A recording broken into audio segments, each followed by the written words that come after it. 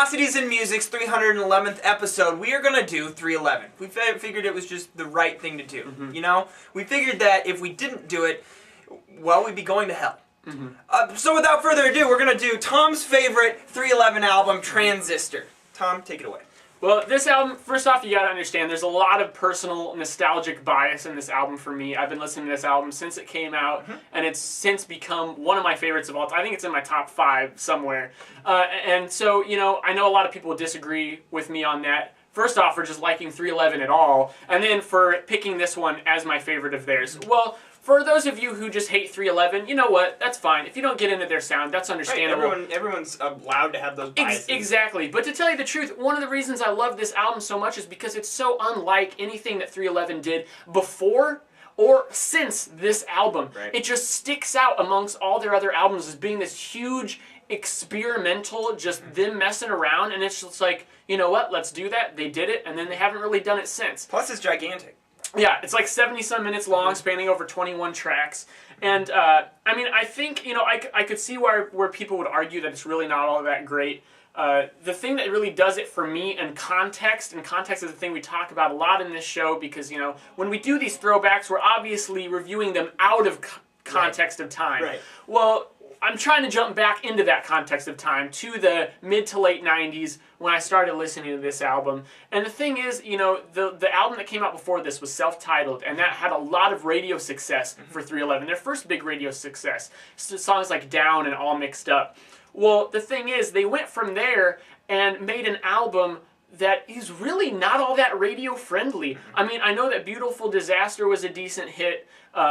I mean, you know, maybe they had one or two others, but I didn't hear this much on the radio as much as I did anything from the album before or after this one. Not to mention that this spurred on a whole lot of music. I mean, you can tell Incubus really... Oh yeah, was super because there's that funk sound, that kind of rap rock sound, which I want to address real quick because people bitch about rap rock all the time. But really, on this 21-track album, there are only like 6 tracks that even really have rapping in them, and a few of those they're just kind of minor parts. I mean, the thing is, you can't bash rap rock as a genre or style, because if you're gonna do that, you have to bash all of it. And if you don't like the way 311 does it, that's fine. But the truth is, albums like Red Hot Chili Peppers' Blood Sugar Sex Magic, Beck's Odelay, when it comes down to it, while they do some different things with it, there's rap and there's rock on those albums, thus making it rap rock. And so, you know, I feel like to say that genre sucks and like those albums would be hypocritical. Well, if you hate all of it, that's fine. You need to figure out what you like and don't like about certain aspects of that sound. Because each genre, I think, brings something to the table.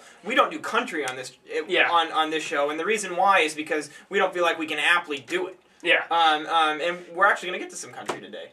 Yeah, kind of. But back to Transistor. Yes, but anyway, so I really felt like it was cool for them to take a step where they go into some more experimental, you know, genre bounds, stepping over genre bounds, combining them, going for some different sounds in the production, just the presentation of the sound, whereas things used to be pretty clean, straightforward, radio-friendly. You get some ambient stuff in here. You get some more filters on the vocals. Oh, yeah, just all sorts of stuff. And it's just...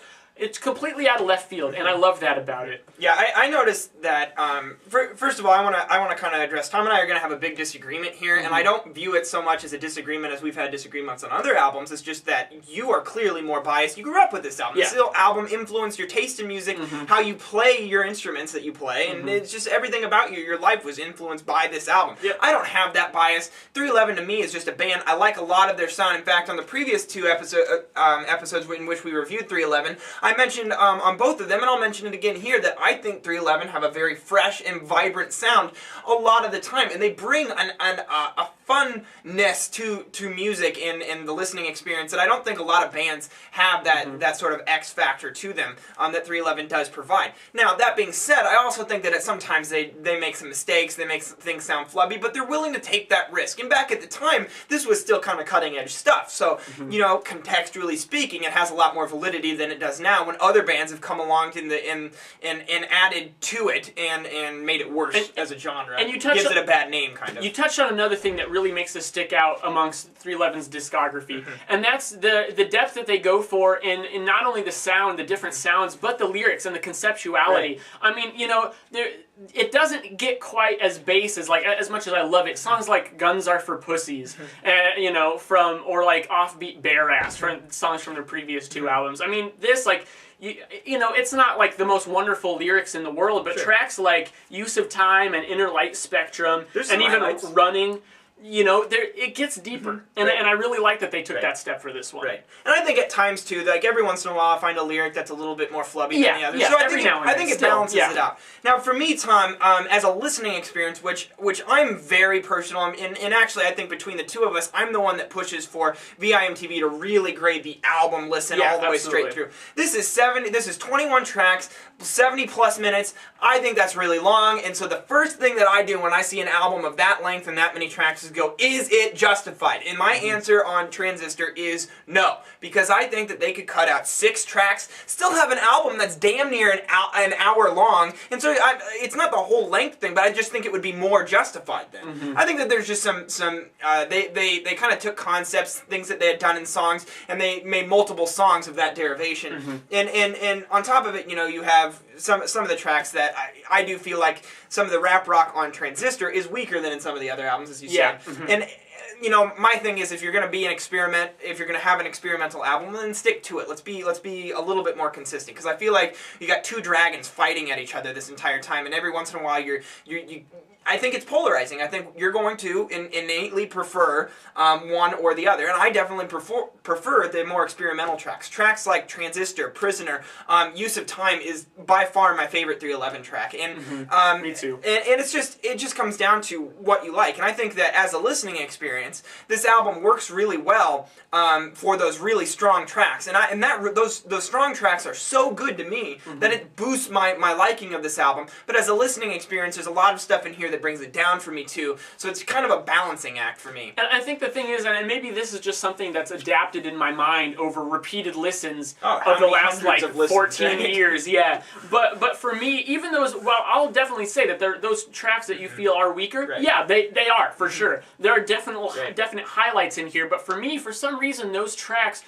still make it flow. They still make it flow from the song before it to the next one. That maybe while I don't necessarily prefer it there, and once again, maybe this is just bias where I feel like it would be messing with something sacred to remove any track from this album, and that's why it's good to have the very biased, nostalgic point of view, and then the not so much. Absolutely. But I still feel like they help the flow of the album. Yeah. So, what are you going to score this? I'm giving it 100. It's one of your favorites. You have to. To me, I feel like there's a lot of really good things to love about this album, and I think just in general, the long listen, the fact that I do feel motivated to skip tracks on several occasions, and it's just, I feel like it could have been a more concise, more focused project and still accomplish everything that they set out to accomplish without any, maybe in my opinion, what is filler. I'm going to give this a 66. And I feel like that between the two of us, that kind of does highlight like 2 schools of thought on this album.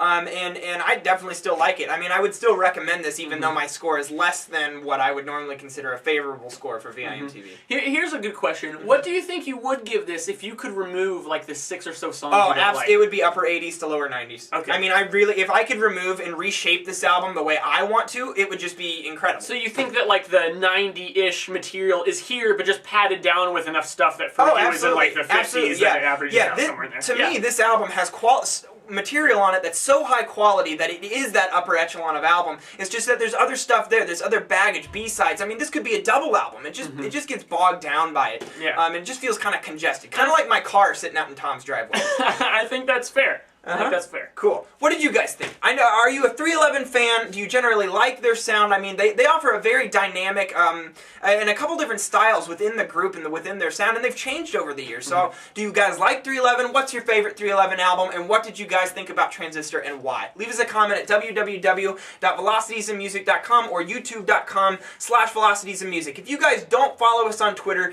go to our Twitter and follow us. Twitter.com/VIMTV, and also our friend Ian, who is sitting over here, the third member of VIMTV, VIMTV.tumblr.com, which hopefully we can get a consolidated site someday. I'm Jake. I'm Tom. And we are VIMTV, moving music critique forward.